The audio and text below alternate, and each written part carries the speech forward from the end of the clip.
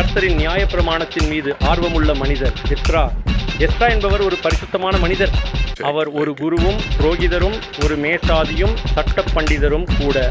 அவரது வாழ்க்கையின் கதை கிரேக்க பேரரசின் காலத்தில் பாபிலோனியாவில் சிறையிருப்பிலிருந்து திரும்பிய யூத மக்களின் இடையே நடக்கிறது. நெடுநாளாக பாபிலோனியாவில் சிறைப்பட்டிருந்த யூத மக்களில் ஒரு பகுதியினர் பெர்சியா ராஜாவான அர்தசஷ்டரின் அனுமதியுடன் தங்கள் சொந்த நகரமான எருசலேமுக்கு திரும்பியிருந்தனர். அவர்கள் அங்கே கோவிலை மீண்டும் கட்டி எழுப்பிக் கொண்டிருந்தனர். ஆனால் மக்களின் உள்ளங்கள் இன்னும் முழுமையாக கர்த்தரிடம் இல்லை. அப்பொழுதுதான் எஸ்றா வருகிறார். எஸ்றா பாபிலோனில் வசித்து வந்தார். அவர் கர்த்தரின் நியாயப்பிரமாணமாகிய மோசேயின் சட்டங்களை நன்கு அறிந்தவர். அந்த சட்டங்களை படித்து கற்று கற்பிப்பதில் மிகுந்த ஆர்வம் உள்ளவர். அவர் எருசலேமில் உள்ள தன் சக யூதர்களின் நிலை குறித்து கேள்விப்பட்டார். மக்கள் கர்த்தரின் வழிகளில் நடக்கவில்லை, அந்நிய ஜாதியாருடன் கலந்து அவர்களின் வழக்கங்களை பின்பற்றி வந்தனர். இது எஸ்றாவின் இருதயத்தை வருத்தியது. எஸ்றா எருசலேமுக்கு சென்று மக்களுக்கு தேவனுடைய சட்டத்தை கற்றுக் கொடுக்க விரும்பினார். அவர் பெர்சிய ராஜாவான அர்தசஷ்டரிடம் சென்று அனுமதி கேட்டார். கர்த்தர் எஸ்றாவின் இருதயத்தில் இருந்த தீவிரத்தை ராஜாவின் இருதயத்தில் வேலை செய்தார். ராஜா எஸ்றாவின் வேண்டுகோளை ஏற்றுக்கொண்டார் மட்டுமில்லாமல் அவருக்கு தேவையான பொருளாதார உதவி மற்றும் அதிகாரங்களையும் கொடுத்தான். ராஜா கூட, நீ ஜனங்களுக்கும் நியாயாதிபதிகளுக்கும் நியாயப்பிரமாணத்தை கற்பிப்பாய் என்று சொன்னார். இவ்வாறு எஸ்றா தலைமையில் பாபிலோனில் இருந்து ஒரு சிறிய கூட்டம் எருசலேமை நோக்கி பயணம் தொடங்கியது.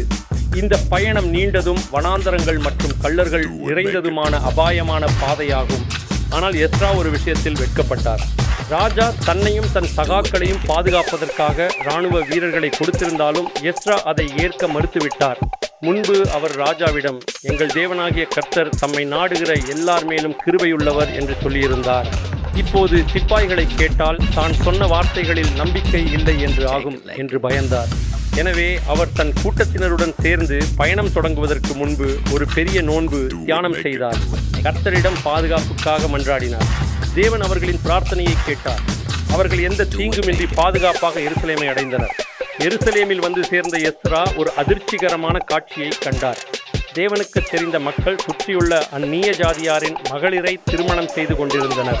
இது தேவனுடைய நியாயப்பிரமாணத்துக்கு எதிரானது.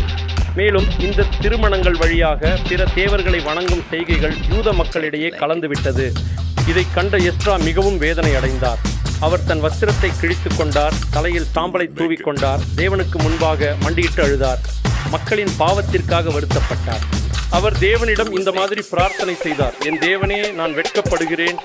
என் தேவனே, எங்கள் அக்கிரமங்கள் எங்கள் தலைமேல் பெருகி எங்கள் குற்றம் வானத்துக்கு எட்டி போயிற்று. நாங்கள் உம்முடைய கற்பனைகளை மீறினோம். எஸ்றாவின் இந்த வேதனையும் பாவ எதிர்ப்பும் மக்களின் இருதயத்தை தொட்டது. ஒரு பெரிய கூட்டம் அவரை சுற்றி கூடியது. அவர்களும் தங்கள் பாவத்திற்காக வருத்தப்பட்டு அழ ஆரம்பித்தனர். பின்னர் அவர்கள் தங்கள் அந்நிய மனைவிகளை விட்டு பிரிந்து தங்கள் பாவங்களிலிருந்து திரும்பும்படி முடிவு செய்தனர். இது ஒரு கடினமான முடிவாக இருந்தாலும் தேவனுக்கு முன்னர் சரியான வழியில் நடப்பதற்காக அவர்கள் அதை செய்தனர். எஸ்றா இந்த முழு நிகழ்வையும் நடத்தி தேவனுக்கும் மக்களுக்கும் இடையே சமாதானம் செய்து வைத்தார். முடிவு. இதன் பிறகு எஸ்றா எருசலேமில் தங்கிவிட்டார். அவர் மக்களுக்கு தேவனுடைய நியாயப்பிரமாணத்தை கற்றுக் கொடுத்தார். மக்கள் கூடி அவர் சட்டத்தை வாசிக்க கேட்டனர். அவர் வாசித்தவற்றை விளக்கி கூற மக்கள் புரிந்து கொண்டனர்.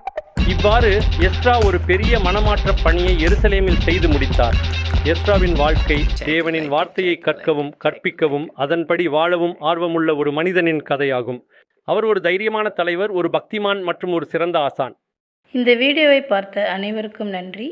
மேலும் இது போன்ற பைபிள் கதைகளை பார்க்க எங்கள் யூடியூப் சேனல் இயேசுவே ஆண்டவர் சப்ஸ்கிரைப் பண்ணுங்கள்.